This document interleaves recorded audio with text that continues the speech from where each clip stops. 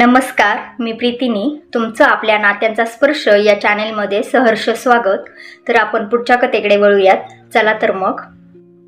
मित्रांनो, मृणालचं निखिलवर जीवापाड प्रेम असतं, पण अचानक तिला अनोळखी संदेश येतात जे तिच्या आयुष्यात मोठं रहस्य असल्याची चाहूल देतात. जसजसं ती सत्याच्या जवळ जाते तसतसं कळतं की तिचं प्रेम आणि कुटुंबाचा भूतकाळ एकमेकांशी धक्कादायक पद्धतीने जोडलेला आहे. एक अनोळखी माणूस तिच्या प्रत्येक निर्णयावर लक्ष ठेवतो, पण तो कोण आणि का हे समजत नाही. सत्य उलगडताना सगळ्यांच्याच आयुष्यात लपलेलं एक मोठं गुपित समोर येतं. आणि मग पुण्यातल्या एका मध्यमवर्गीय कुटुंबात राहणारी मृणाल ही खूप साधी पण आतून खूप मजबूत मुलगी होती. तिचं आयुष्य फार मोठ्या स्वप्नांनी भरलेलं नव्हतं, पण जे होतं ते मनापासून होतं. घर, आईवडिलांचं प्रेम आणि स्वतःच्या पायांवर उभं राहण्याची इच्छा. तिचे वडील शिस्तप्रिय, थोडे कडक स्वभावाचे होते, तर आई घर सांभाळणारी, शांत पण परिस्थिती समजून घेणारी होती. घरात सगळं व्यवस्थित होतं, पण त्या व्यवस्थितपणात एक न बोललेला दबाव कायम होता. आपण काय करतोय, लोक काय म्हणतील. मृणाल कॉलेजला जायची, अभ्यास करायची आणि हळूहळू तिच्या आयुष्यात एक व्यक्ती आली, आदित्य. तो तिच्या क्लासमध्ये नव्हता, पण लायब्ररीमध्ये अनेकदा भेटायचा.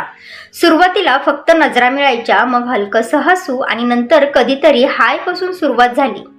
त्या दोघांचं प्रेम कोणत्याही मोठ्या ड्रामाने सुरू झालं नाही. ते अगदी शांतपणे हळूहळू वाढत गेलं. आदित्य खूप समजूतदार होता. तो मोठमोठे प्रॉमिसेस करत नव्हता, पण छोट्या गोष्टींमध्ये त्याचं प्रेम दिसायचं. वेळेवर मेसेज करणं, मृणालचा मूड खराब असेल तर शांतपणे ऐकून घेणं आणि तिच्या छोट्या छोट्या गोष्टी लक्षात ठेवणं. एक दिवस मृणाल लायब्ररीमध्ये बसलेली होती आणि तिच्या डोळ्यात पाणी होतं. घरी काहीतरी झालं होतं, पण ती कुणाशी बोलू शकत नव्हती. आदित्य तिच्या बाजूला बसला. काहीही न विचारता त्याने फक्त तिच्या समोर पाण्याची बॉटल ठेवली. सांगशील का आता, तो हळू आवाजात म्हणाला. मृणाल काही क्षण शांत राहिली, मग म्हणाली, घरी सगळं ठीक आहे, पण कधी कधी मला असं वाटतं मी स्वतःसाठी काहीच जगत नाहीये. आदित्यने काही मोठं बोललं नाही. तो फक्त म्हणाला, मग सुरुवात कर थोडं थोडं स्वतःसाठी जगायला. त्या एका वाक्याने मृणालच्या मनात काहीतरी हललं. त्या दिवसांपासून त्यांचं नातं आणखी घट्ट झालं. पण हे सगळं जितकं सुंदर होतं तितकंच ते नाजूक होतं, कारण हे प्रेम अजूनपर्यंत फक्त त्यांच्यातच होतं, घरापर्यंत पोहोचलं नव्हतं. दिवस गेले, महिने गेले. दोघांनी एकमेकांना खूप चांगल्या प्रकारे समजून घेतलं. ते एकमेकांवर अवलंबून झाले, इमोशनली, मेंटली. एक दिवस आदित्यने मृणालला विचारलं, आता पुढे काय करायचं. मृणाल काही वेळ शांत राहिली. तिला माहित होतं हा प्रश्न फक्त फ्युचरबद्दल नाही तर डिसिजनबद्दल आहे. ती हळू आवाजात म्हणाली, माझ्या घरी लव्ह मॅरेज स्वीकारणार नाहीत. आदित्यने तिच्याकडे पाहिलं. त्याच्या चेहऱ्यावर भीती नव्हती, पण सिरियसनेस होती. मग मृणालच्या डोळ्यात अश्रू आले. म्हणाली, मला माहित नाही, पण मला तुझ्याशिवाय आयुष्याची कल्पना करता येत नाही. त्या क्षणी दोघंही शांत झाले, कारण आता त्यांचं प्रेम फक्त फिलिंग राहिलं नव्हतं, ते एक डिसिजन बनायला लागलं होतं. त्या रात्री मृणाल घरी परतली, पण तिच्या मनात सतत आदित्यचं तेच वाक्य घुमत होतं, आता पुढे काय करायचं. घरात नेहमी सारखंच रुटीन होतं. आई स्वयंपाक करत होती, वडील टीव्ही पाहत होते. सगळं नॉर्मल होतं, पण मृणालच्या आत एक वादळ सुरू होतं. ती जेवताना अचानक थांबली. बाबा, तिचा आवाज थरथरत होता. वडील तिच्याकडे पाहत म्हणाले, काय झालं. मृणाल काही सेकंद काही बोलली नाही. मग तिने धाडस केलं, मला कोणाबद्दल तरी सांगायचं आहे. त्या एका वाक्याने घरातली आवाज बदलली. आईने हात थांबवला. वडिलांनी टीव्ही म्यूट केला. स्वयंपाकघरातून येणारा वाफेचा सुगंध, टीव्हीचा मंद आवाज, भिंतीवरील घड्याळाची टिक-टिक, सगळं अचानक जास्त स्पष्ट ऐकू येऊ लागलं. तिचे वडील तिच्याकडे एकटक पाहत होते. त्यांच्या चेहऱ्यावर अजून राग नव्हता, पण एक कडकपणा आणि संशय दिसत होता. आई मात्र थोडी घाबरलेली दिसत होती, कारण तिला आधीच अंदाज आला होता की पुढे काय येणार आहे. मृणाल काही क्षण शांत बसली. तिचे हात थरथरत होते. ती स्वतःला सावरत होती. तिला माहित होतं, हे फक्त एक वाक्य नाही, तर तिच्या आयुष्याचा सर्वात मोठा निर्णय आहे. कोण आहे तो, वडिलांनी सरळ विचारलं. त्यांचा आवाज शांत होता, पण त्या शांततेतच एक दबाव होता, जणू ते आधीच उत्तर ठरवून बसले होते. मृणालने एक खोल श्वास घेतला. तो माझा मित्र आहे आणि मला तो आवडतो. ती थांबली. तिचं वाक्य पूर्ण झालं होतं, पण त्या वाक्याचा अर्थ अजून हवेत लटकत होता. वडिलांनी लगेच काही प्रतिक्रिया दिली नाही. त्यांनी फक्त तिच्याकडे पाहणं सुरू ठेवलं.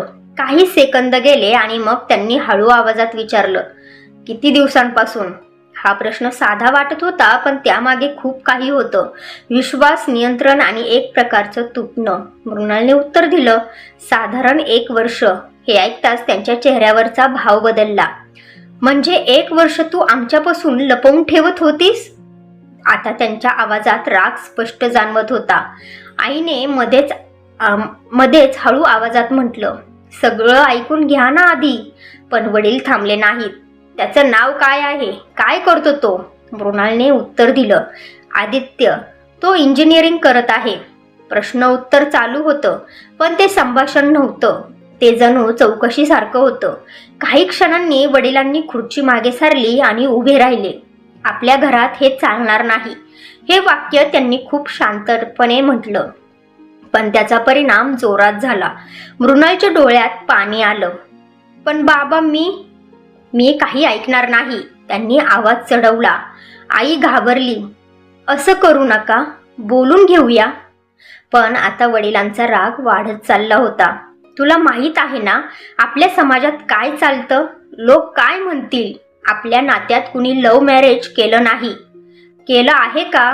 मृणाल आता स्वतःला रोखू शकत नव्हती. लोक काय म्हणतील हेच सगळं आहे का बाबा? माझं काय? हे ऐकताच घरात पुन्हा शांतता आली. कारण हा प्रश्न फक्त वडिलांना नव्हता, तो त्या घराच्या विचारसरणीला होता. वडिलांनी तिच्याकडे पाहिलं. त्यांच्या डोळ्यात आता रागाबरोबर एक दुःखही होतं. तू आमच्यावर विश्वास ठेवत नाही का? हा प्रश्न वेगळाच होता. मृणाल गोंधळली. मी ठेवते, पण मग आमच्या निर्णयावरही ठेव. त्या क्षणी मृणालला जाणवलं, हा संवाद नाही, हा निर्णय आहे आणि तो तिच्यासाठी घेतला जातोय. ती काही बोलली नाही. ती उठली आणि शांतपणे आपल्या खोलीत गेली. दरवाजा बंद करताना तिच्या डोळ्यातून अश्रू वाहत होते. ती बेडवर बसली आणि तिच्या हातात फोन होता. स्क्रीनवर आदित्यचं नाव दिसत होतं. ती कॉल करणार होती. पण थांबली. काय सांगू त्याला? की सगळं संपलं की अजून काही बाकी आहे? खिडकीबाहेर अंधार पसरला आणि त्या अंधारात तिच्या मनात एक विचार सतत फिरत होता. मी प्रेम निवडलं तर घर हरवेल आणि घर निवडलं तर स्वतःला. पण त्या सगळ्या गोंधळात एक गोष्ट अजून होती. ती रात्री उशिरा तिच्या फोनवर एक मेसेज आला, अननोन नंबरवरून. तू एकटी नाहीयेस, पण निर्णय तुझाच असेल. मृणाल दचकली. तिने तो मेसेज पुन्हा वाचला. हा कोण आहे आणि त्याला माझ्याबद्दल कसं माहिती? त्या रात्री ती झोपली नाही, कारण आता तिचं आयुष्य फक्त फॅमिली वर्सेस लव्ह इतकंच राहिलं नव्हतं, त्यात एक नवं रहस्य पण जोडलेलं होतं. त्या रात्री मृणालच्या हातात फोन होता, पण तिच्या मनात विचाराचं वादळ सुरू होतं. खोलीत अंधार होता. फक्त खिडकीतून येणाऱ्या रस्त्यावरील दिव्यांचा पिवळसर प्रकाशात तिचा चेहरा दिसत होता. तिचे डोळे लाल झाले होते, रडून आणि विचार करून. ती पुन्हा एकदा त्या मेसेजकडे पाहत होती. तू एकटी नाहीयेस, पण निर्णय तुझाच असेल. हे वाक्य साधं होतं, पण त्यात एक विचित्र ओळखीची भावना होती. जणू कोणी तिच्या मनातले शब्द तिला परत सांगत होते. हा कोण असू शकतो? ती स्वतःशीच पुटपुटली. तिने नंबर परत कॉल करण्याचा प्रयत्न केला, पण फोन स्विच ऑफ होता दाखवत होता. त्या क्षणी तिच्या अंगावर काटा आला, कारण हा फक्त रॅन्डम मेसेज नव्हता, तो योग्य वेळी आला होता. अगदी त्या क्षणी जेव्हा ती पूर्णपणे तुटायला लागली होती. ती बेडवर आडवी झाली, पण डोळे मिटले तरी विचार थांबत नव्हते. तिला असं वाटत होतं की कोणीतरी तिच्याकडे पाहते, तिच्या मनात डोकावते. दुसऱ्या दिवशी सकाळी घरात सगळं नेहमीसारखं दिसत होतं, पण वातावरण बदललं होतं. कोणीही कालच्या विषयावर बोलत नव्हतं. आई नेहमीसारखी स्वयंपाक करत होती, पण तिच्या हालचालीत शांतपणा नव्हता. ती विचारात होती. वडील पेपर वाचत होते, पण एकही पान उलटत नव्हतं. मृणाल खाली आली. तिच्या चेहऱ्यावर झोपेचा थकवा आणि मनातल्या गोंधळाचं स्पष्ट प्रतिबिंब होतं. ती काही बोलली नाही. कुणी तिला काही विचारलं नाही. तो न बोललेला तणाव घरभर पसरला होता. मृणाल कॉलेजला गेली, पण तिचं लक्ष कुठंच नव्हतं. लायब्ररीमध्ये ती बसली होती. तेच ठिकाण जिथं तिचा आणि आदित्यचं प्रेम सुरू झालं होतं. पण आज सगळं वेगळं वाटत होतं. थोड्या वेळाने आदित्य आला. त्याने मृणालचा चेहरा पाहिला आणि त्याला लगेच समजलं काहीतरी झालं आहे. तो तिच्या समोर बसला. काही सेकंद तो काही बोलला नाही, फक्त तिच्याकडे पाहत राहिला. काल बोललीस? त्याने हळू आवाजात विचारलं. मृणालने मान हलवली. मग? ती काही सेकंद शांत राहिली, जणू शब्द शोधत होती. त्यांना मान्य नाही. हे वाक्य तिने खूप साधेपणाने म्हटलं, पण त्यामागे खूप काही होतं. निराशा, भीती आणि थोडासा राग. आदित्य काही क्षण शांत राहिला. त्याच्या चेहऱ्यावर शॉक नव्हता, कारण कदाचित त्याला हे अपेक्षित होतं. मग तुला काय वाटतं? त्याने विचारलं. मला काहीच कळत नाही आदित्य. मी घर सोडू शकत नाही आणि तुला सोडण्याचा विचारही सहन होत नाही. तिचा आवाज तुटत होता. आदित्यने तिचा हात हलकासा धरला. मी आहे ना, तो म्हणाला, पण त्याच्या आवाजात कॉन्फिडन्स कमीच होता. तेवढ्यात मृणालचा फोन व्हायब्रेट झाला. तिने स्क्रीनकडे पाहिलं. पुन्हा अननोन नंबर. तिचं हृदय जोरात धडधडायला लागलं. तिने मेसेज उघडला. आज संध्याकाळी 6 वाजता जुन्या पुलावर जवळ ये. तुला तुझ्या प्रश्नाचं उत्तर मिळेल. मृणालच्या हातातून फोन जवळजवळ निसटला. आदित्यने विचारलं, काय झालं? ती काही क्षण काही बोलली नाही. मग तिने फोन दाखवला. आदित्यने मेसेज वाचला आणि त्याच्या चेहऱ्यावरही गंभीरपणा आला. हा कोण आहे? मला माहीत नाही आदित्य. दोघंही काही सेकंद शांत राहिले. संध्याकाळ जवळ येत होती. संपूर्ण दिवस मृणालचं लक्ष त्या मेसेजवरच होतं. जावं का नको जाऊ? हा ट्रॅप तर नाही? पण तिच्या मनात एक गोष्ट सतत फिरत होती. तुला तुझ्या प्रश्नांचं उत्तर मिळेल. ती उत्तर शोधत होती स्वतःबद्दल, तिच्या फ्युचरबद्दल, तिच्या डिसिजनबद्दल. संध्याकाळी 5:30 वाजले आणि ती अजूनही ठरवत होती. आदित्यने तिला मेसेज केला. प्लीज मृणाल, एकटी जाऊ नकोस. काहीतरी गडबड वाटते. मृणालने फोन हातात घेतला, पण तिच्या मनात क्युरिओसिटी जास्त होती, भीतीपेक्षा. आणि शेवटी ती निघाली. संध्याकाळी 6 वाजण्याच्या थोडं आधी मृणाल घराबाहेर पडली. तिने कुणालाही सांगितलं नाही. रस्ता शांत होता. सूर्य मावळत होता. आकाश नारंगी झालं होतं. ती चालत होती, पण तिचं मन धडधडत होतं. जुना पूल जवळ आला. ती थांबली. आजूबाजूला पाहिलं. तिथे कोणीच नव्हतं, फक्त शांतता आणि नदीचा मंद आवाज. ती पुढे आली. तेवढ्यात मागून कोणीतरी हळू आवाजात म्हटलं, तू आलीस? मृणालचं हृदय थांबल्यासारखंच झालं.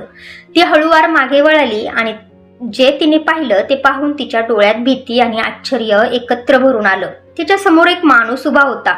साधा, मध्यमवर्गीय, चेहऱ्यावर शांतपणा, पण डोळ्यात काहीतरी खोल दुःख. मृणाल घाबरली. ती थोडी मागे सरकली आणि थरथरत म्हणाली, तुम्ही कोण? मला मेसेज का करताय? आणि तुम्हाला माझ्याबद्दल इतकं कसं माहिती? तिचा आवाज पूर्णपणे स्थिर नव्हता, पण ती स्वतःला सावरायचा प्रयत्न करत होती. तो माणूस काही क्षण तिच्याकडे पाहत राहिला. मग तो शांतपणे बोलायला लागला. घाबरू नकोस. मी तुझं काहीही वाईट करणार नाही. मृणाल लगेच म्हणाली, असं सगळंच म्हणतात, पण तुम्ही मला इथे का बोलवलं? सरळ सरळ सांगा ना. तिच्या आवाजात आता थोडा रागही आला होता, कारण भीतीसोबतच तिच्या मनात प्रश्नांचं ओझं वाढत होतं. तो माणूस हलकसं हसला, पण ते हसू आनंदाचं नव्हतं. जणू खूप काही पाहिलेल्या माणसांचं होतं. तो म्हणाला, तुला वाटतंय ना तू अडकली आहेस, घर एकीकडे आणि तुझं प्रेम दुसरीकडे? हे ऐकताच मृणाल स्तब्ध झाली. ती पटकन म्हणाली, हो, पण हे तुम्हाला कसं माहिती? तुम्ही माझ्या मागे लागला आहात का? तो नकारार्थी मान हलवत म्हणाला, नाही, मी तुझ्या मागे नाही, पण तुझ्यासारखीच एक व्यक्ती मी आधीही पाहिली आहे. मृणालचा श्वास थांबल्यासारखा झाला. काय म्हणायचंय तुम्हाला? तो काही क्षण शांत राहिला, जणू भूतकाळ आठवत होता. मग तो हळू आवाजात म्हणाला, माझी मुलगी, तीही तुझ्यासारखीच होती. तिलाही कुणावर तरी प्रेम झालं होतं आणि घरच्यांना ते मान्य नव्हतं. मृणालचे डोळे मोठे झाले. तिच्या मनात लगेच विचार आला, म्हणजे हा माणूस? ती पटकन म्हणाली, मग काय झालं पुढे? आता तिच्या आवाजात भीतीपेक्षा क्युरिओसिटी जास्त होती.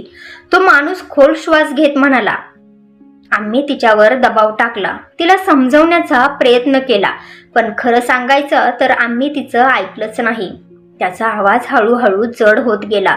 एक दिवस ती घर सोडून गेली आणि पुन्हा कधी परत आलीच नाही. हे ऐकून मृणालच्या अंगावर काटा आला. तिच्या डोळ्यात पाणी आलं. ती हळू आवाजात म्हणाली, म्हणजे तुम्हाला माहितीच नाही ती कुठे आहे? तो माणूस मान खाली घालून म्हणाला, नाही, आज 5 वर्ष झाली, अजून काहीच माहिती नाही. काही सेकंद तिथे पूर्ण शांतता पसरली. फक्त नदीचा आवाज आणि दोघांच्या श्वासांचा हलका आवाज. मृणालच्या मनात आता वेगळाच गोंधळ सुरू झाला. ती हळूच म्हणाली, मग मला हे सगळं का सांगताय? तो माणूस तिच्याकडे सरळ पाहत म्हणाला, कारण तू त्याच वाटेवर चालली आहेस आणि मला नाही वाटत तुझं आयुष्यही तसंच व्हावं. मृणाल गोंधळली, म्हणजे तुम्ही म्हणताय मी काय करू? त्याने लगेच उत्तर दिलं नाही.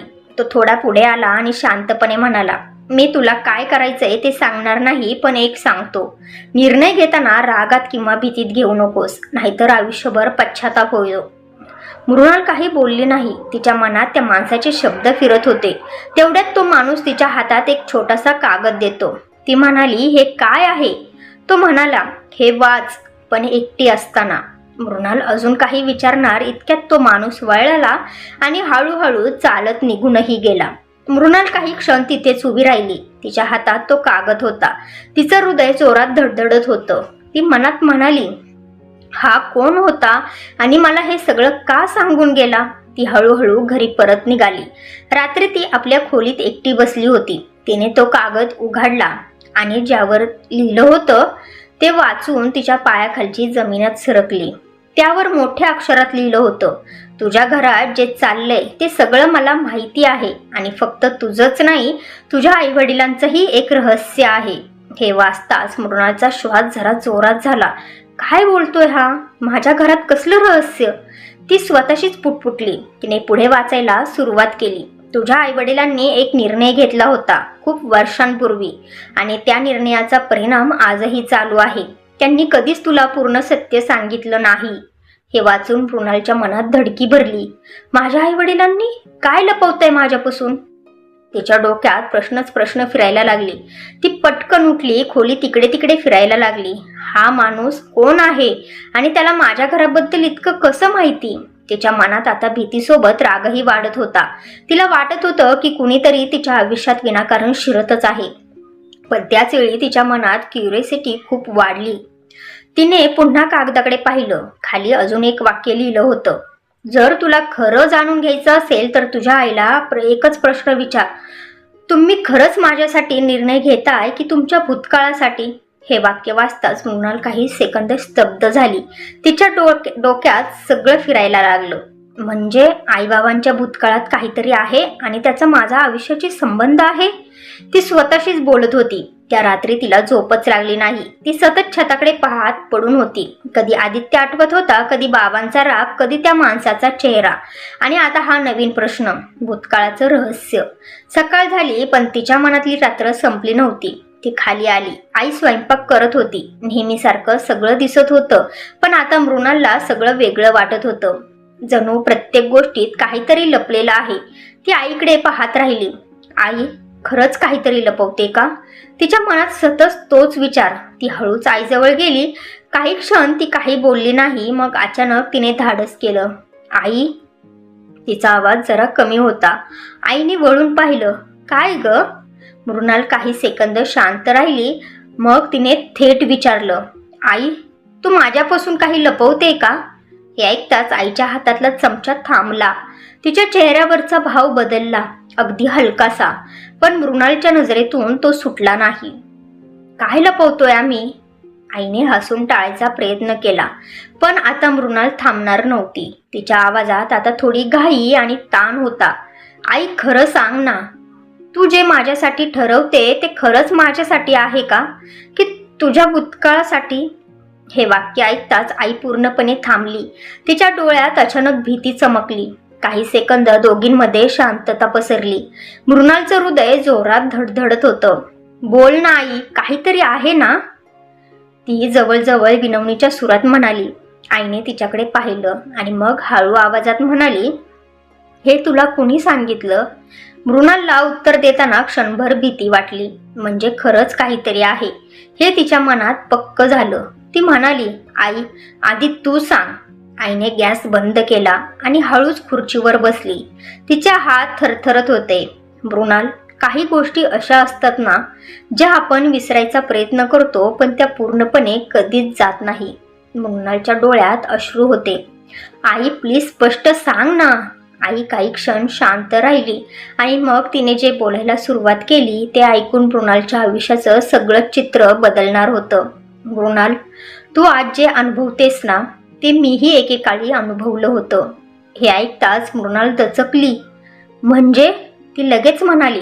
आईने तिच्याकडे पाहिलं. तिच्या डोळ्यात पाणी आलं होतं. माझंही लव्ह मॅरेज करायचं स्वप्न होतं. माझंही कोणावर तरी खूप प्रेम होतं. मृणाल काही क्षण पूर्णपणे शांत झाली. तिला हे अपेक्षितच नव्हतं. आई? तिच्या आवाजात आश्चर्य होतं. आई पुढे म्हणाली, हो मृणाल, पण माझ्या घरच्यांना ते कधीच मान्य केलं नाही. अगदी तुझ्यासारखंच. रोज भांडणं, दबाव, समजावणं आणि शेवटी एक दिवस मला निवड करायला सांगितली. घर की तो मुलगा? आईचा आवाज आता थरथरत होता. आणि तू काय केलं? मृणालने हळू आवाजात विचारलं. आईने डोळे बंद केले आणि म्हणाली, मी घर निवडलं. हे ऐकताच मृणालच्या मनात एक विचित्र भावना आली. म्हणजे तू त्याला सोडलं? आईने मान हलवली. हो, पण त्या निर्णयाने सगळं संपलं नाही. उलट आयुष्यभरासाठी काहीतरी आतमध्ये राहिलं. तुला माहित आहे मृणाल, मी लग्न केलं, घर सांभाळलं, सगळं व्यवस्थित केलं, पण कधी कधी अजूनही वाटतं मी स्वतःला हरवलं त्या दिवशी. मृणाल स्तब्ध झाली होती. तिच्या मनात विचारांचा स्फोट झाला होता. म्हणजे आई स्वतःचं आयुष्य जगूच शकली नाही म्हणून ती मला थांबवते? ती मनात म्हणाली. आई पुढे म्हणाली, मी तुला थांबवते कारण मला भीती वाटते. माझी इच्छा नाही की तूही माझ्यासारखी आयुष्यभर काहीतरी आतमध्ये दडवून जगावी किंवा चुकीचा निर्णय घेऊन नंतर पश्चाताप करावा. मृणालला हे ऐकून अजून गोंधळ वाटला. पण आई, तू म्हणते की तू त्यांना सोडून दिलं आणि तरीही तुला पश्चाताप होतो. मग तू मला का थांबवतेस? आईने तिच्याकडे पाहिलं आणि खूप शांतपणे म्हणाली, कारण प्रेम फक्त भावना नसतं मृणाल, त्यात जबाबदारी असते, त्याग असतो आणि खूप मोठा संघर्ष असतो. आणि मला माहित नाही आदित्य त्या सगळ्यासाठी तयार आहे की नाही. हे ऐकताच मृणाल थोडी मागे सरकली. म्हणजे तुला आदित्यवर विश्वास नाही? आई काही क्षण शांत राहिली आणि मग म्हणाली, मला त्याच्याबद्दल काहीच माहिती नाही आणि त्यापेक्षा जास्त मला त्या अननोन माणसाबद्दल माहिती आहे. हे ऐकताच मृणालच्या अंगावर काटा आला. काय? तुला त्याच्याबद्दल माहिती आहे? आईने मान हलवली. हो, कारण तो माझ्या भूतकाळाशी जोडलेला आहे. मृणालच्या डोळ्यात भीती आणि आश्चर्य एकत्र भरलं. म्हणजे तो कोण आहे? आईने हळू आवाजात उत्तर दिलं, तो तोच आहे ज्याच्यावर मी प्रेम करत होते. हे ऐकताच मृणाल पूर्णपणे स्तब्ध झाली. तिच्या हातातून पाण्याचा ग्लास खाली पडला. तिच्या मनात एकच विचार घुमत होता, म्हणजे तो माणूस माझ्या आईचा? ती काही क्षण काही बोलू शकली नाही. आई पुढे म्हणाली, तो अजूनही माझ्या आयुष्यातून पूर्णपणे गेला नाही मृणाल, आणि आता तो तुझ्या आयुष्यात आला आहे. मृणालच्या अंगावर शहारे आले. पण तो मला का भेटला आणि मला हे सगळं का सांगतोय आई? आईने डोळे खाली केले, कारण कदाचित त्याला वाटतंय इतिहास पुन्हा रिपीट होऊ नये. खोलीत शांतता पसरली. मृणालचं डोकं फिरायला लागलं होतं. एकीकडे तिचं प्रेम, दुसरीकडे तिच्या आईचा भूतकाळ आणि आता तोच माणूस तिच्या आयुष्यात येणं. हे सगळं खूपच जास्त होतं. मृणालच्या डोक्यात अजूनही आईने सांगितलेले शब्द घुमत होते. ती दिवसभर काहीच करू शकली नाही. सगळं जणू धुसर झालं होतं. तिच्या मनात एकाच वेळी खूप सगळं चालू होतं. आदित्य, आईचा भूतकाळ, तो पुलावरचा माणूस, आणि आता सगळ्यांमध्ये एक कनेक्शन तयार झालं होतं. तिला एक गोष्ट स्पष्ट समजली होती, आता हे सगळं आदित्यपासून लपवणं शक्य नाही. संध्याकाळी ती आदित्यला भेटायला गेली. ते दोघं नेहमी भेटायचे ते छोट्या कॅफेमध्ये बसले होते, पण आज वातावरण वेगळंच होतं. मृणाल शांत होती. तिच्या हात एकमेकात घट्ट पकडलेले होते. आदित्य तिच्याकडे पाहत होता. त्याला जाणवलं होतं आज काहीतरी मोठं बोललं गेलं आहे. आणि काही क्षण कोणीच काही बोललं नाही. शेवटी आदित्यनेच विचारलं, मृणाल काय झालंय? कालपासून तू खूप वेगळी वाटतेस. सगळं ठीक आहे ना? त्याचा आवाज काळजीने भरलेला होता. मृणालने एक खोल श्वास घेतला आणि ती म्हणाली, आदित्य, मला तुला सगळं सांगायचं आहे. पण प्लीज मध्ये मध्ये मला थांबवू नकोस. आदित्यने मान हलवली. ठीक आहे, सांग. मग मृणाल हळूहळू सगळं सांगायला लागली. त्या अननोन मेसेजपासून पुलावर भेटलेल्या माणसापर्यंत आणि आईने सांगितलेल्या भूतकाळापर्यंत. ती बोलत होती, पण तिचा आवाज कधी मंद होत होता, कधी थरथरत होता. आणि तो माणूस, तो माझ्या आईचा, तिचं जुनं प्रेम. हे वाक्य बोलताना तिचे डोळे भरून आले होते. आदित्य शांतपणे सगळं ऐकत होता. त्याच्या चेहऱ्यावर सरप्राईज होतं, पण त्याने मध्ये एकदाही तिला थांबवलं नाही. मृणाल बोलून झाली तेव्हा काही क्षण दोघांमध्ये शांतता पसरली. मृणालने हळू आवाजात विचारलं, आता सांग, तू काय विचार करतोयस? आदित्यने काही सेकंद खाली पाहिलं, जणू तो शब्द शोधत होता. मग तो हळू आवाजात म्हणाला, मृणाल, मला एक गोष्ट सांग, तुला माझ्यावर विश्वास आहे ना? मृणाल लगेच म्हणाली, हो आहे. मग एक गोष्ट स्पष्ट सांगतो, मला या सगळ्या गोष्टींमध्ये एकच गोष्ट जास्त डिस्टर्ब करते. मृणालचा श्वास जरा वाढला. काय? आदित्यने तिच्याकडे पाहिलं आणि म्हणाला, तो माणूस, तो इतकं सगळं कसं जाणतो आणि तो अचानक तुझ्या आयुष्यात का आला? मृणाल काही क्षण शांत राहिली. मलाही तेच समजत नाहीये. आदित्य थोडा पुढे झुकला. त्याचा आवाज आता थोडा गंभीर झाला होता. मृणाल, मला असं वाटतंय की हा सगळा योगायोग नाहीये. हे ऐकताच मृणालच्या अंगावर काटा आला. म्हणजे? आदित्य म्हणाला, म्हणजे कदाचित तो फक्त तुला हेल्प करायला आलेला नाही, त्यामागे अजून काहीतरी आहे. मृणाल गोंधळली. तू काय म्हणतोयस? तो वाईट आहे का? आदित्यने लगेच उत्तर दिलं, नाही. तो काही क्षण विचारत पडला. मग म्हणाला, मला माहित नाही तो वाईट आहे की नाही, पण मला हे नक्की वाटतंय, तो काहीतरी आपल्यापासून लपवतोय. हे ऐकून मृणालच्या मनात भीती पुन्हा वाढली. ती हळू आवाजात म्हणाली, आदित्य, मला खूप भीती वाटते. सगळं हाताबाहेर जातंय असं वाटतंय. आदित्यने तिचा हात पकडला. मी आहे ना, घाबरू नकोस. पण यावेळी त्याच्या आवाजात कॉन्फिडन्स कमी होता आणि टेन्शन जास्त. काही क्षण दोघं शांत बसले. मग अचानक आदित्य म्हणाला, आपण त्या माणसाला पुन्हा भेटूयात. मृणाल दचकली. काय? पुन्हा? हो, कारण तोच एक लिंक आहे सगळ्यांमध्ये आणि आपल्याला ट्रूथ समजायचं असेल तर त्याला फेस करावंच लागेल. मृणाल काही क्षण विचारात पडली. तिला भीती वाटत होती, पण उत्सुकता आणि गरज जास्त होती. ती हळू आवाजात म्हणाली, ठीक आहे, पण यावेळी मी एकटी नाही जाणार. आदित्य म्हणाला, मी तुझ्यासोबत असेल. त्या क्षणी दोघांनी ठरवलं, ते सत्यापासून पळणार नाहीत. पण त्यांना माहिती नव्हतं की पुढच्या वेळी त्या माणसाला भेटल्यावर त्यांना फक्त उत्तरच नाही, तर एक असं सत्य समजणार आहे जे त्यांच्या नात्यालाच हादरवून टाकणार होतं. दुसऱ्या दिवशी संध्याकाळ जवळ येत होती आणि मृणालच्या मनात पुन्हा तसाच तणाव वाढायला लागला होता. यावेळी ती एकटी नव्हती. आदित्य तिच्यासोबत होता, पण तरीही तिच्या मनातली भीती कमी होत नव्हती. ती मनातच म्हणत होती, काल मी एकटी गेले होते, पण आज काय होणार आहे देव जाणे. आदित्यने तिच्याकडे पाहिलं आणि हलक्या आवाजात विचारलं, घाबरतेस ना? मृणालने मान हलवली. हो, खूप, पण आता मागे फिरायचं नाही. तिच्या आवाजात भीती होती, पण त्यात ठामपणाही होता. दोघंही त्या जुन्या पुलाकडे चालत होते. आज वातावरण कालपेक्षा जास्त शांत वाटत होतं. आकाशात काळोख पसरायला लागला होता. नदीचा आवाज जरा जोरात ऐकू येत होता. दोघंही पुलावर पोहोचले आणि काही क्षण तिथेच उभे राहिले. आजूबाजूला पाहिलं, कोणीच नव्हतं. मृणालचा श्वास वाढायला लागला. ती हळू आवाजात म्हणाली, आदित्य, कोणीच इथे नाहीये. तो येणार तरी आहे ना? आदित्य काही बोलणार इतक्यात मागून तोच ओळखीचा आवाज आला, यावेळी एकटी नाही आलीस?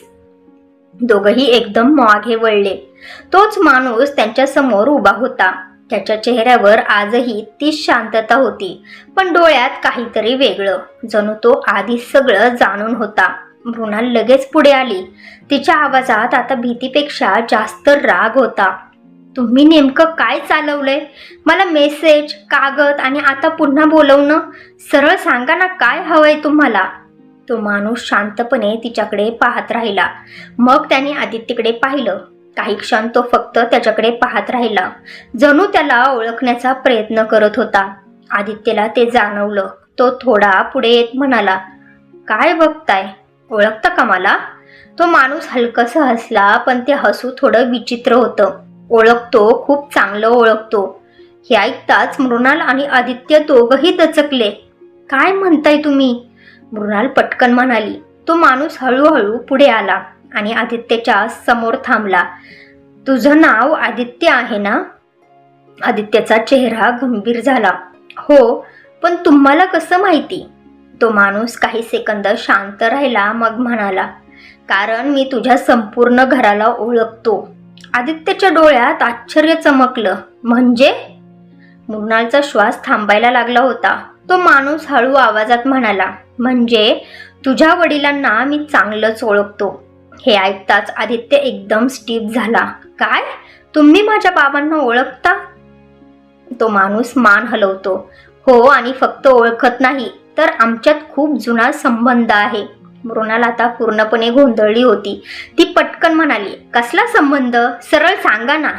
तो माणूस काही क्षण शांत राहिला, मग एक खोल श्वास घेत म्हणाला, तुझी आई आणि तुझ्या वडिलांचा आणि माझा भूतकाळ सगळं एकमेकांशी जोडलेलं आहे. हे ऐकताच दोघांच्या पायाखालची जमीनच सरकली. आदित्यचा आवाज आता थोडा कठोर झाला. मला स्पष्ट सांगा, माझ्या बाबांचा आणि तुमचा काय संबंध आहे? तो माणूस त्याच्याकडे सरळ पाहत म्हणाला, तुझे बाबा तेच आहेत ज्यांच्यामुळे माझं आयुष्य बदललं. आदित्य चिडला. म्हणजे? तो माणूस म्हणाला, तुझ्या बाबांनीच माझं आणि मृणालच्या आईचं नातं तोडलं होतं. हे ऐकताच दोघंही स्तब्ध झाले. मृणालच्या डोळ्यात पाणी आलं. आदित्य काही क्षण काहीच बोलू शकला नाही. तो माणूस पुढे म्हणाला, आणि आज इतिहास पुन्हा रिपीट होतोय. त्या पुलावर शांतता पसरली. फक्त नदीचा आवाज आणि तिघांच्या श्वासांचा आवाज. मृणालच्या मनात भीती, धक्का आणि कन्फ्युजन सगळं एकत्र झालं होतं. त्या पुलावरून परत येताना मृणाल आणि आदित्य दोघंही पूर्णपणे शांत होती. त्यांच्या मनात इतकं सगळं चालू होतं की शब्दच सापडत नव्हते. मृणाल मनातच म्हणत होती, हे सगळं खरं असू शकतं का? आदित्यचे बाबा आणि आईचा भूतकाळ सगळं इतकं कसं जोडलेलं आहे? आदित्यही तितकाच गोंधळलेला होता. त्याच्या मनात आता एक वेगळाच राग आणि धक्का होता. तो स्वतःशीच विचार करत होता, जर हे खरं असेल तर माझ्या बाबांनी नेमकं काय केलं होतं? शेवटी तो थांबला आणि मृणालकडे पाहत हळू आवाजात म्हणाला, मृणाल, मला घरी जाऊन बाबांशी बोलायचं आहे. आता मला सगळं क्लिअर हवंय. त्याच्या आवाजात आता ठामपणा होता, पण त्यात एक दडपलेला रागही जाणवत होता. मृणालने त्याच्याकडे पाहिलं. तिच्या डोळ्यात काळजी होती. आदित्य, प्लीज भांडू नकोस. आधी शांतपणे विचार कर. आदित्य हलकसं हसला, पण ते हसू पूर्ण नव्हतं. मी प्रयत्न करेन, पण मला माहिती नाही मी किती शांत राहू शकतो. त्या रात्री आदित्य घरी पोहोचला. घरात सगळं नेहमीसारखं दिसत होतं. आई स्वयंपाक करत होती. बाबा हॉलमध्ये बसून फोन पाहत होते. पण आज आदित्यच्या मनात सगळं बदललं होतं. तो थेट बाबांसमोर गेला. काही सेकंद तो काहीच बोलला नाही, फक्त त्यांच्याकडे पाहत राहिला. मग अचानक त्याने विचारलं, बाबा, तुम्हाला एक प्रश्न विचारू का? बाबांनी वर पाहिलं. काय झालं? एवढा सिरियस का दिसतोयस? आदित्यचा आवाज आता थोडा जड झाला होता. तुम्ही कधी कुणाच्या आयुष्यात असा निर्णय घेतला आहे का ज्यामुळे त्यांचं आयुष्यच बदललं? हा प्रश्न ऐकताच बाबांच्या चेहऱ्यावर हलकासा बदल झाला. त्यांनी लगेच उत्तर दिलं नाही. त्यांनी फोन बाजूला ठेवला आणि ते म्हणाले, तुला नेमकं काय विचारायचं आहे ते स्पष्ट सांग आदित्य. आदित्यने एक खोल श्वास घेतला आणि थेट म्हणाला, तुम्ही मृणालच्या आईला ओळखता का? हे ऐकताच वातावरणात एकदम बदल झाला. काही सेकंद पूर्ण शांतता पसरली. आई स्वयंपाकघरातून बाहेर आली. काय बोलतोयस तू? बाबांनी हळूच नजर खाली केली आणि मग परत वर पाहिलं. त्यांच्या डोळ्यात आता टिकवून टाळण्याची भावना नव्हती, तर एक जुनं सत्य लपवण्याचा थकवा दिसत होता. ते शांतपणे म्हणाले, हो, ओळखतो. आदित्यचा श्वास जोरात झाला. मग काय आहे सत्य? तुम्ही तिच्या आयुष्यात काय केलं होतं? आई घाबरली. आदित्य, हे काय चाललंय? पण आता आदित्य थांबणार नव्हता. बाबांनी काही क्षण डोळे बंद केले, जणू ते भूतकाळात गेले. मग ते हळू आवाजात बोलायला लागले. त्यावेळी परिस्थिती वेगळी होती. समाज, कुटुंब, जबाबदाऱ्या सगळं खूप वेगळं होतं. आणि आदित्य लगेच म्हणाला, बाबा मला जस्टिफिकेशन नकोय, मला ट्रूथ पाहिजे. त्याच्या आवाजात आता स्पष्ट राग होता. बाबांनी त्याच्याकडे पाहिलं आणि म्हणाले, हो, मीच त्यांचं नातं तोडलं. हे ऐकताच आई थबकली. आदित्यच्या डोळ्यात धक्का आणि राग दोन्ही होतं. का? बाबांनी उत्तर दिलं, कारण मला वाटत होतं ते चुकीचं आहे आणि माझ्या मित्राच्या बहिणीचं आयुष्य मी बिघडवू देऊ शकत नव्हतो. आदित्यचा आवाज वाढला. म्हणजे तुम्ही ठरवलं की काय बरोबर आणि काय चूक आहे?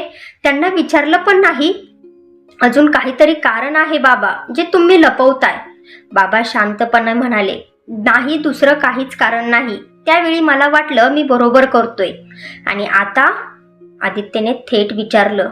बाबा काही क्षण शांत राहिले, मग हळू आवाजात म्हणाले, आता वाटतंय की कदाचित मी त्यावेळी चूक केली.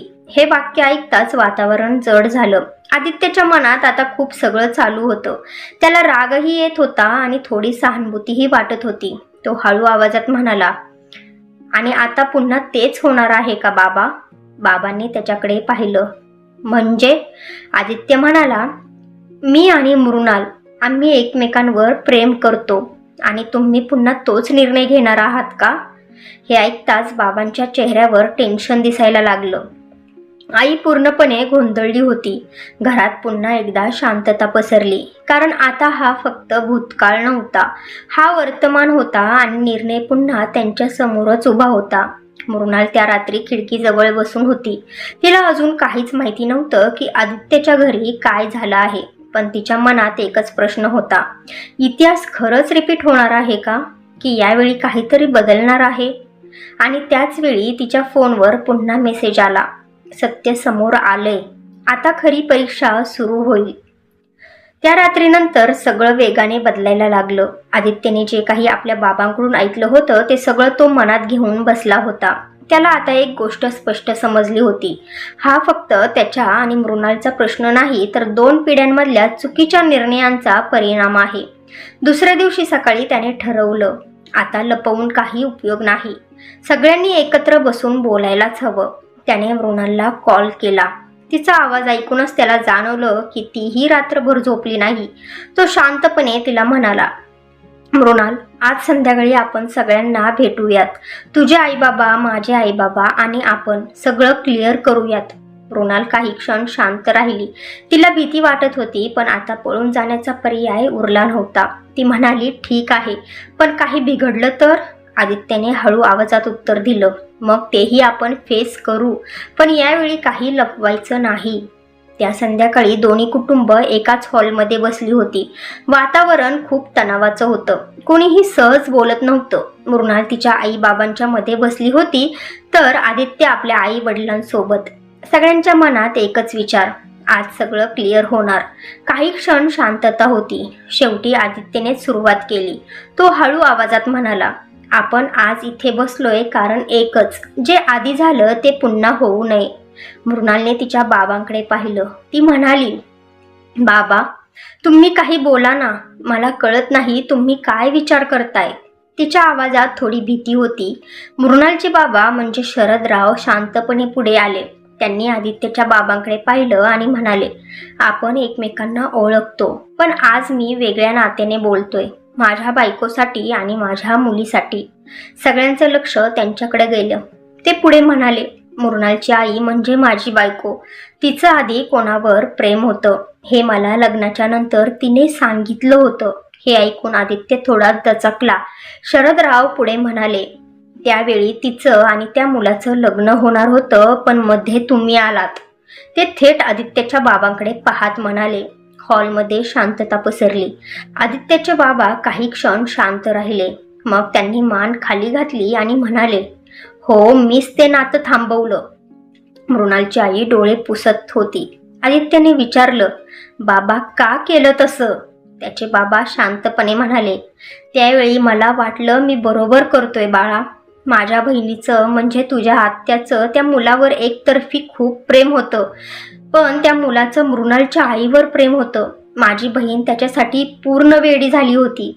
तिने स्वतःचं जीवन संपवण्याचा देखील प्रयत्न केला होता.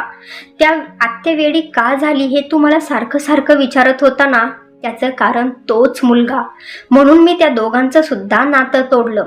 पण मला आता पश्चाताप होतोय, कारण मी एक नाही तर 3 आयुष्य खराब केले. जमलं तर मला माफ करा मृणालची आई. हे ऐकून सगळेच आश्चर्यचकित झाले. शरदराव पुढे म्हणाले, आणि त्या एका निर्णयामुळे मृणालच्या आईला नव्याने आयुष्य सुरू करावं लागलं. तिने मला तिच्या प्रेमाबद्दल सांगितलं होतं, पण मी कधीच तिच्या भूतकाळाबद्दल तिला दोष दिला नाही, कारण प्रेम चुकीचं नसतं. मृणालला मी नकार दिला कारण मी तेव्हा आदित्यबद्दल चौकशी केली नव्हती. पण आता माझा नकार नाही, कारण आदित्यसारखा मुलगा शोधूनही सापडणार नाही. हे ऐकून वातावरण थोडं मवाळ झालं. मग शरदरावांनी आदित्यच्या बाबांकडे पाहिलं आणि सरळ विचारलं, आज पुन्हा तीच वेळ आली आहे. आता तुम्ही काय निर्णय घेणार, प्रेमाच्या बाजूने की? सगळे शांत झाले. आदित्यच्या बाबांनी काही क्षण डोळे बंद केले, जणू भूतकाळ आठवत होते. मग त्यांनी डोळे उघडले आणि मृणाल व आदित्यकडे पाहिलं आणि शांतपणे म्हणाले, नाही, यावेळी नाही. मी तुम्हाला म्हणालो, मला पश्चाताप होतोय, आणि त्या चुकीचं प्रायचित्त म्हणून माझा आदित्य आणि मृणालच्या लग्नाला होकार आहे. मृणालच्या डोळ्यात लगेच पाणी आलं, पण ते पुढे म्हणाले, पण एक गोष्ट लक्षात ठेवा, प्रेम फक्त भावना नसतं. ते टिकवण्यासाठी समज, जबाबदारी आणि दोन्ही कुटुंबाचा आदर लागतो. शरदराव हलकसं हसले आणि म्हणाले, जर हे दोघं खरंच एकमेकांसाठी उभे राहणार असतील तर मला काहीच हरकत नाही. मृणाल दचकली, बाबा खरंच? ते म्हणाले, हो, पण आयुष्यभर निभवायचं आहे, फक्त आज नाही. त्या क्षणी वातावरण पूर्ण बदललं. मृणाल आणि आदित्य एकमेकांकडे पाहत होते. दोघांच्या डोळ्यात एकच भावना होती, यावेळी भूतकाळ नाही तर भविष्य जिंकणार आहे.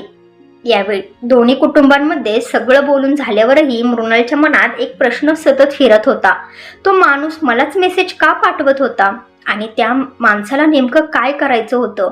एकीकडे सगळं सेटल झालं होतं, पण हे रहस्य अजून बाकी होतं. त्यामुळे दुसऱ्या दिवशी मृणालने आदित्यला सांगितलं, आदित्य, मला अजून शांत वाटत नाहीये. मला त्या माणसाला एकदा भेटून सगळं क्लिअर करायचं आहे. आदित्यनेही लगेच होकार दिला, हो, मलाही तेच वाटतं, आपण जाऊया. दोघं पुन्हा त्या जुन्या पुलावर गेले. यावेळी मृणालच्या मनात भीतीपेक्षा उत्सुकता जास्त होती. थोड्या वेळाने तो माणूस समोर आला. यावेळी त्याचा चेहरा शांत होता. मृणाल सरळ म्हणाली, काका, एकच सांगा, तुम्ही मला मेसेज का करत होतात? मला घाबरत होता का? तो हलकसा हसला आणि म्हणाला, नाही ग, घाबरवायचं नव्हतं, तुला जागा करायचं होतं. मृणाल गोंधळली, म्हणजे? तो माणूस शांतपणे म्हणाला, तुझ्या आईवर माझं खूप प्रेम होतं, पण त्यावेळी मी काहीच करू शकलो नाही. मी तिला गमावलं आणि आयुष्यभर वाटत राहिलं, काश मी थोडं धाडस केलं असतं तर. मृणाल शांतपणे ऐकत होती. तो पुढे म्हणाला, जेव्हा मला कळालं की तूही त्याच परिस्थितीत आहेस, तेव्हा मला वाटलं यावेळी तरी कोणी मागे हटू नये, म्हणून मी तुला मेसेज केला, तुला विचार करायला लावलं. आदित्य म्हणाला, म्हणजे तुम्ही आम्हाला मदत करत होतात? तो मान हलवून म्हणाला, हो, पण माझ्या पद्धतीने. काही क्षण शांतता होती. मृणाल हळू आवाजात म्हणाली, तुम्हाला अजूनही आईबद्दल?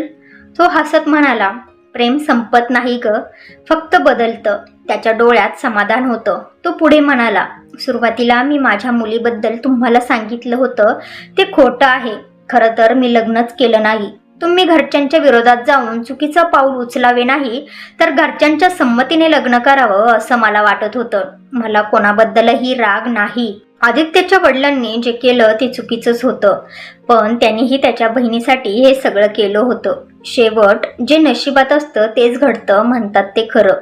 आता मला काही नको, फक्त तुम्ही दोघांनी जे आम्हाला नाही जमलं ते पूर्ण करून दाखवा. मृणालच्या आणि आदित्यच्याही डोळ्यात पाणी आलं. मृणाल म्हणाली, तुमच्यामुळेच आम्ही धाडस केलं, धन्यवाद. तो काही बोलला नाही, फक्त हळूच वळून निघून गेला. काही महिन्यांनी दोन्ही कुटुंब एकत्र आली होती. घरात हसणं, आनंद आणि एक वेगळीच ऊब होती. मृणाल आणि आदित्यचं लग्न ठरलं होतं. यावेळी कोणीही विरोध करत नव्हतं, कारण सगळ्यांनी भूतकाळातून काहीतरी शिकलं होतं. लग्नाच्या दिवशी मृणाल तिच्या आईजवळ बसली होती. ती हळू आवाजात म्हणाली, आई, आता सगळं ठीक आहे ना? आई हसली आणि म्हणाली, हो ग, आज मला वाटतं माझं अपूर्ण प्रेम तुझ्यातून पूर्ण झालं. पण हेही विसरता येणार नाही की तुझ्या बाबांनी मला खूप प्रेम दिलं. त्यांना माझ्या भूतकाळाविषयी माहिती असूनही त्यांनी मला पर्क केलं नाही. शेवटी देव आपल्या नशिबात जे लिहितो ते योग्यच आहे. मृणालने तिला मिठी मारली. आदित्य आपल्या बाबांसोबत उभा होता. त्याचे बाबा म्हणाले, मला माफ कर त्यावेळी जे केलं त्यासाठी. आदित्य हसून म्हणाला, भूतकाळ बदलता येत नाही पण भविष्य बदलता येतं. दोघंही हसले. मृणालची नजर एकदा गर्दीत फिरली. जणू ती त्या माणसाला शोधत होती, पण तो तिथे नव्हताच. कदाचित तो दूर कुठेतरी उभा राहून फक्त एवढंच पाहत होता. यावेळी प्रेम हरलं नाही, ते जिंकलं होतं. मित्रांनो, आपण या कथेवरून शिकतो की प्रेम फक्त भावना नसून ते टिकवण्यासाठी धैर्य, जबाबदारी आणि एकमेकांवरचा विश्वास खूप गरजेचा असतो. भूतकाळातील चुका लपवल्या तर त्या पुन्हा समोर येतात. म्हणून सत्य स्वीकारणं महत्त्वाचं असतं. कोणताही निर्णय भीतीत किंवा दबावात न घेता शांतपणे आणि समजून घ्यायला हवा. नातं टिकवण्यासाठी संवाद खूप आवश्यक असतात आणि जेव्हा दोन माणसं एकमेकांसाठी शेवटपर्यंत उभी राहतात तेव्हाच त्यांचं प्रेम खरं जिंकतं. तुम्हाला कथा कशी वाटली मला कमेंट्स करून नक्की सांगा. कथा आवडली असेल तर आपल्या नात्यांचा स्पर्श या चॅनेलला सबस्क्राईब करायला विसरू नका. चला तर मग भेटूया पुढच्या कथेत. तोपर्यंत धन्यवाद.